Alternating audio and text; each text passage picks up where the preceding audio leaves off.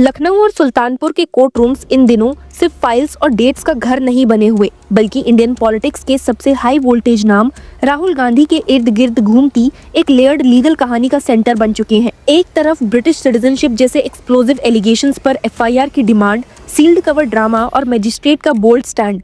दूसरी तरफ home minister Amit Shah से जुड़े 7 साल पुराने डेफेमेशन केस में समन्स, क्रॉस एग्जामिनेशन और कोर्ट का बड़ा ऑर्डर। ये सिर्फ 2 अलग-अलग केसेस नहीं, बल्कि एक ही पॉलिटिकल पर्सनालिटी के खिलाफ चल रही पैरेलल लीगल ट्रैक्स हैं, जहां हर कोर्ट रिमार्क अपना अलग पॉलिटिकल मीनिंग ले रहा है। क्या राहुल गांधी को बहुत जल्द कस्टडी में जाना पड़ सकता है, या फिर कहानी अब भी उनके फेवर में है? हाल ही में लखनऊ के स्पेशल एमपी-एमएलए कोर्ट में जब बीजेपी मेंबर एस विघ्नेश शिशिर अपनी फाइल के साथ खड़े हुए, तो उनकी स्ट्रेटेजी का सेंटर एक सील्ड एनवलप था। इस एनवलप के अंदर उनके मुताबिक कॉन्फिडेंशियल डॉक्यूमेंट्स थे, वो स्टेटमेंट्स जो उन्होंने इन्फोर्समेंट डायरेक्टरेट को फेमा के तहत सितंबर में पिछले साल दिए थे और जो एलिजली राहुल गांधी की ब्रिटिश सिटीजनशिप को एस्टैब्लिश करते हैं। जी हाँ, शिशिर ने कोर्ट क्लर्क को सील्ड कवर थमाने की कोशिश की, लेकिन यहीं से उनकी टकरार कोर्ट के प्रोसेस से हो गई। एडिशनल चीफ जुडिशियल मजिस्ट्रेट आलोक वर्मा ने सीधा सवाल खड़ा कर दिया, क्या बिना प्रॉपर ऑथराइजेशन के ऐसे कॉन्फिडेंशियल डॉक्यूमेंट्स कोर्ट के सामने रखे जा सकते हैं? इस मोमेंट में शिशिर का जवाब काफी कैजुअल था। उन्होंने कहा कि ईडी से फोन पर परमिशन मिल चुकी है, लेकिन यहाँ पर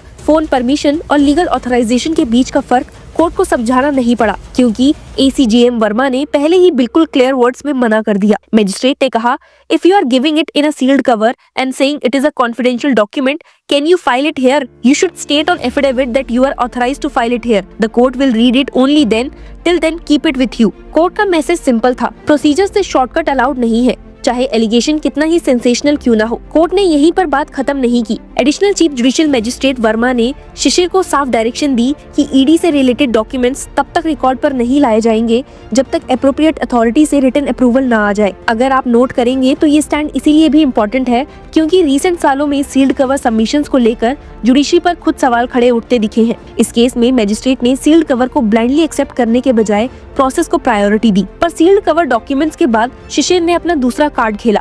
उन्होंने कुछ अलग डॉक्यूमेंट्स फाइल किए, जिसमें एक यूके सिटीजन के स्टेटमेंट शामिल थे। शिशिर का क्लेम था कि ये व्यक्ति उनसे पर्सनली मिला, राहुल गांधी के खिलाफ क्रूशियल इन्फॉर्मेशन दी और वो किसी भी इंडियन कोर्ट में अपना स्टेटमेंट रिकॉर्ड करवाने को अब तैयार है। इस मोमेंट को शिशिर ने केस का टर्निंग पॉइंट बताया है। कोर्ट ने इन डॉक्यूमेंट्स को देखा, लेकिन एक्साइटमेंट के बजाय कॉशन चूज की। एसीजेएम वर्मा ने इन पेपर्स को भी रिव्यू करने के बाद रीसील करने के ऑर्डर दिए, ताकि बिना प्रॉपर स्टेज और स्क्रूटनी के कोई मटेरियल पब्लिक डोमेन में न जाए। शिशिर के कोर आर्गुमेंट्स का स्ट्रक्चर भी कोर्ट के सामने डिटेल में रखा गया। उन्होंने कहा कि उनके पास स्पेसिफिक एविडेंस है जो राहुल गांधी की ब्रिटिश सिटीजनशिप को प्रूव करता है। पहला पॉइंट उनके मुताबिक ये है कि वीएसएस शर्मा नाम के व्यक्ति को यूके गवर्नमेंट से गांधी की ब्रिटिश सिटीजनशिप से जुड़ी इन्फॉर्मेशन मिली है। दूसरा, राहुल गांधी ने अपने इलेक्शन एफिडेविट में बेकॉप्स लिमिटेड नाम की यूके रजिस्टर्ड कंपनी से अपनी एसोसिएशन एडमिट की है। तीसरा और सबसे ज्यादा ड्रामेटिक एलिगेशन ये था कि 2004 और 2009 में अमेठी से एमपी इलेक्ट होने के बाद भी राहुल गांधी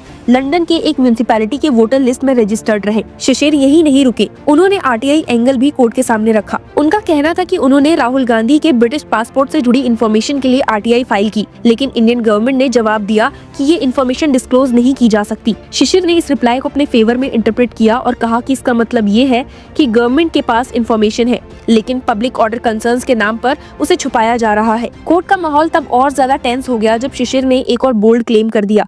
उन्होंने कहा, I have seen a copy of Gandhi's passport. I don't want to file it here as it may cause law and order problems। ये लाइन सुनते ही कोर्ट का टेंशन तुरंत शिफ्ट हुआ। शिशिर ने आगे आर्गुमेंट दिया कि अगर एफआईआर रजिस्टर होती है तो इंस्पेक्टर यूनियन होम मिनिस्टर को लिखेगा, जहां से पासपोर्ट डिटेल्स आ जाएंगी। उनके शब्दों में, you will pass an order and FIR will be launched and in a day a paper passport will be in front of everyone. The case will be solved. इस पूरे एक्सचेंज के बीच एक interesting moment तब आया जब शिशिर ने Allahabad high court के order का रेफरेंस दिया। उन्होंने आर्ग्यू किया कि हाईकोर्ट ने उन्हें सिक्योरिटी कवर देते वक्त इनडायरेक्टली एक्सेप्ट किया था कि राहुल गांधी ब्रिटिश सिटीजन है। इस पर एसीजेएम वर्मा ने तुरंत उन्हें करेक्ट किया। मैजिस्ट्रेट ने वर्बली क्लैरिफाई किया, no, the high court has only recorded your argument, it has not said anything on the merits. Shishir ने अपनी पर्सनल स्ट्रगल का भी एंगल ऐड किया। उन्होंने कोर्ट को बताया कि वो रायबरेली में कम से कम 17 बार गए, लेकिन सीनियर यूपी पुलिस ऑफिशियल ने उनकी बात नहीं सुनी। उनका एलिगेशन था कि एक ऑफिसर ने अपकमिंग महाकुंभ 2025 का हवाला देकर कहा कि इस वक्त राहुल गांधी के खिलाफ कोई एक्शन लेना मुश्किल है। ये क्लेम भी इनडायरेक्टली ये दिखाता है कि कैसे पॉलिटिकल और एडमिनिस्ट्रेटिव कंसिडरेशंस को लीगल इनर्शिया के रूप में प्रोजेक्ट किया जा रहा है। इस केस का बैकग्राउंड भी कम ड्रामेटिक नहीं है। पिछले महीने इलाहाबाद हाई कोर्ट के लखनऊ बेंच ने केस को रायबरेली के ACJM 4 कोर्ट में ट्रांसफर करके लखनऊ की स्पेशल MPMLA कोर्ट को दे दिया था। ट्रांसफर पिटीशन में शिशिर ने रायबरेली कोर्ट के माहौल को टेंस और वायलेंट बताया था। उन्होंने 5 दिसंबर 2025 का इंसिडेंट मेंशन किया जहां एलिजिडली लोकल लॉयर्स ने उनके साथ मिसबिहेव किया। इस ट्रांसफर के बाद से ही लखनऊ कोर्ट में ये केस एक फ्रेश स्पॉटलाइट में आ गया है। अब इसी बीच राहुल गांधी के लिए लीगल प्रेशर सिर्फ लखनऊ तक सीमित नहीं है। आपको बता दूं कि 7 जनवरी को यूपी के सुल्तानपुर में MPMLA कोर्ट ने उन्हें एक और केस में समन कर दिया। ये defamation case union home minister Amit Shah से जुड़ी एलिज्ड रिमार्क्स पर बेस्ड है जो राहुल गांधी ने कर्नाटक असेंबली इलेक्शंस के दौरान दिए थे। सुल्तानपुर कोर्ट ने 40 मिनट तक हियरिंग के बाद राहुल गांधी को 19 जनवरी को अपेयर होने के ऑर्डर दिए हैं। इस सुल्तानपुर केस की कहानी काफी लंबी है। बीजेपी लीडर विजय मिश्रा ने अक्टूबर 2018 में ये डेफेमेशन सूट फाइल किया था। उनका एलिगेशन था कि अगस्त 2018 में कर्नाटका इलेक्शन कैंपेन के दौरान राहुल गांधी ने अमित शाह पर ऑब्जेक्शनेबल रिमार्क्स किए। राहुल गांधी का वो स्टेटमेंट जिसमें उन्होंने कहा था कि जो ऑनेस्टी की बात करता है वो मर्डर के केस में एक्यूज्ड है, बीजेपी के लिए अनएक्सेप्टेबल था और इसीलिए ये लीगल बैटल शुरू हुई। कोर्ट प्रोसीडिंग्स पिछले 5 साल से चल रही है। दिसंबर 2023 में राहुल गांधी के अपेयर न होने पर कोर्ट ने वारंट इशू किया था। इसके बाद 20 फरवरी 2024 को राहुल गांधी ने कोर्ट के सामने सरेंडर किया, जहां स्पेशल जज ने उन्हें 25,000 के 2 बॉन्ड्स पर बेल दे दी। 26 जुलाई 2024 को राहुल गांधी ने अपना स्टेटमेंट रिकॉर्ड करवाया और खुद को इनोसेंट बताते हुए इस पूरे केस को पॉलिटिकल कॉन्स्पिरेसी कहा। अब सुल्तानपुर में एविडेंस का फेस चल रहा है।